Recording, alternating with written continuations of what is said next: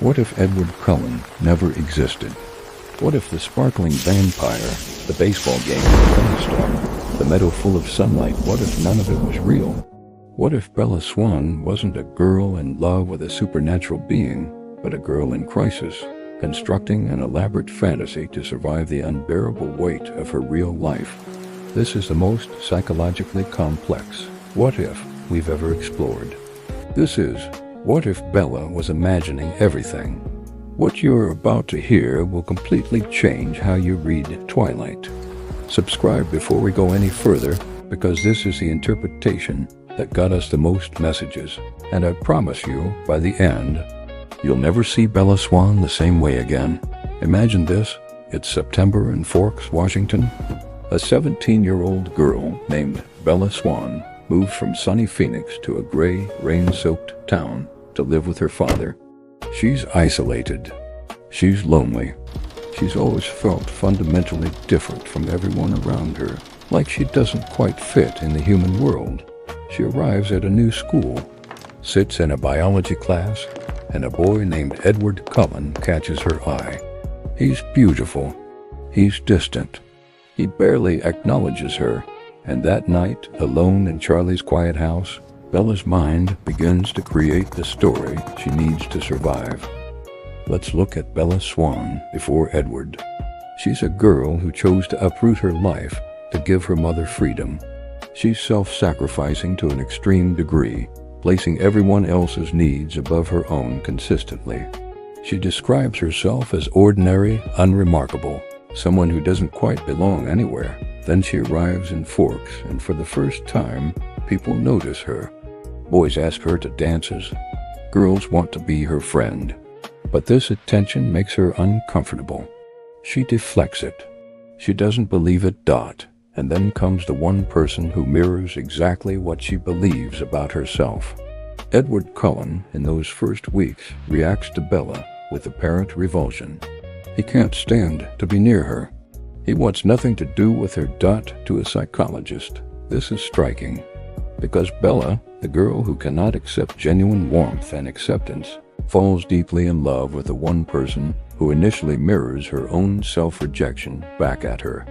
She pursues understanding from the one person who seems to confirm her deepest fear, that something about her is fundamentally wrong, fundamentally different, fundamentally too much.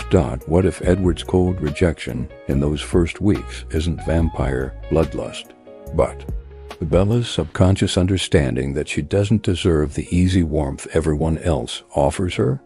If Bella is constructing Edward from her imagination, the details are extraordinarily revealing. She makes him impossible to kill. Marble skin, supernatural speed, indestructible. She makes him able to read everyone's mind but hers. She constructs the one supernatural being in existence who cannot access her private thoughts. In her fantasy, her inner world remains completely protected, even as she gives everything else away. She makes him the most beautiful creature she has ever seen, but she makes his beauty dangerous. His looks are designed to lure and destroy. She cannot allow herself a purely positive fantasy. Even perfection must have a lethal edge. She makes him want to kill her. Not just love her, want to kill her. Fight that urge every moment. Choose her survival over his instinct every single day. In Bella's fantasy, being loved means being someone's greatest struggle. Being chosen means being chosen despite something fundamentally dangerous about your existence. What does it mean that the love story Bella constructs is one where love and destruction are inseparable? Where being chosen means being nearly destroyed? The Cullen family fills in the emotional gaps of Bella's actual life. Esma's the warmly present mother Renee could never quite be. Carlisle is the steady, protective father figure Charlie expresses clumsily. Alice is the close female friend Bella has never managed to keep. Each Cullen represents something Bella genuinely needs but cannot access in her actual life. Here's where the theory becomes genuinely unsettling. Look at what we know about Bella's real life during Twilight. She arrives in a new town with no friends. She struggles academically despite being intelligent. She has an emotionally absent mother who just remarried and a father who communicates through sports scores and grocery receipts. She's clumsy, she's anxious. She describes herself as a danger magnet. Now consider. Every supernatural event in Twilight happens when Bella is either alone or in situations she narrates herself. The near accident with the van? Only Bella witnesses what Edward truly did. The meadow revelation? Only Bella is present. The ballet studio? Bella is alone before the Cullens arrive. The humans around her, No Mike, way, that is Jessica, hilarious. Angela, That is so Eric never witness anything supernatural directly. They see the Cullens as simply beautiful and strange, as families who keep to themselves sometimes do. The treaty meeting at Lee Push? Bella hears it as legend. The baseball game? A private invitation to an exclusive family gathering that no outsider could verify. Even Charlie's awareness is limited to what Bella tells him. He accepts the hiking accident explanation for the ballet studio injuries because Bella tells it convincingly. Because the alternative isn't something his rational police mind would reach for. If the fantasy is Bella's construction, what is it protecting her from? New Moon gives us the answer. When Edward leaves, Bella doesn't simply experience heartbreak. She experiences a complete psychological collapse. She sits in a chair for months, goes through motions without awareness, screams in her sleep.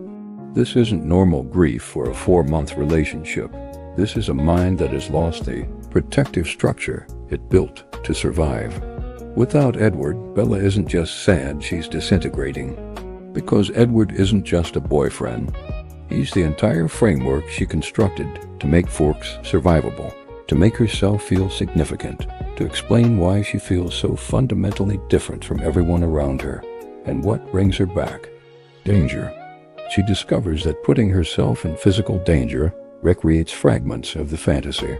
She hears Edward's voice when she's at the edge of harm. This is a girl who has learned that the feeling of nearly being destroyed is the closest she can get to feeling genuinely alive. The cliff dive in New Moon. Viewed through this lens isn't reckless thrill-seeking. It's a girl trying to feel real again, trying to hear the voice that made her believe she mattered. Here's what makes this interpretation devastatingly complex. Breaking Dawn. In the original Saga, Bella transforms into a vampire. She gains everything she ever wanted: immortality, supernatural strength, the family she constructed, the love she built a mythology around. But if it's all imagined, what actually happens? The most charitable reading.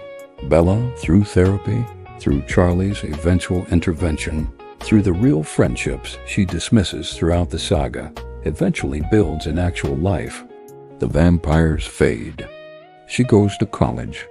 She lets Mike Newton's genuine warmth in. She calls her mother more often. She and Charlie learn to talk about something other than sports. The darker reading. Bella's fantasy deepens rather than resolves. She disappears so completely into the constructed world that she stops showing up to her real life entirely. The transformation is her mind's final severing of attachment to the ordinary world, a conclusion from which no return is possible. The darkest reading of all. The transformation is the fantasy's last image before something interrupts it. A hospital room. Charlie's face. Renee flying in from Florida. A girl who went too far into a story she built to survive, something she never found words for.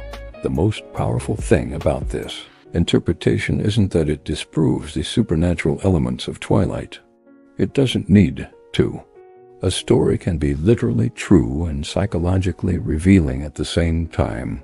Edward can be real, and Bella's choice of him can still tell us everything about what she needed that she couldn't find in her actual life. The fantasy she constructs a world where she is the most important person, where her blood is the most intoxicating thing ever encountered, where an immortal being restructures centuries of existence around her presence, is the fantasy of every person who has ever felt invisible.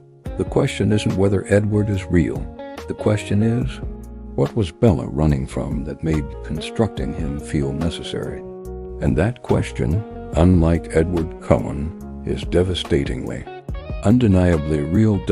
So here's what I want you to sit with. Is Twilight a supernatural love story? Or is it the most honest portrait of adolescent isolation ever written, disguised as one? Which reading makes it more meaningful to you? Drop your answer in the comments right now. I read every single one, and this one I genuinely want to hear.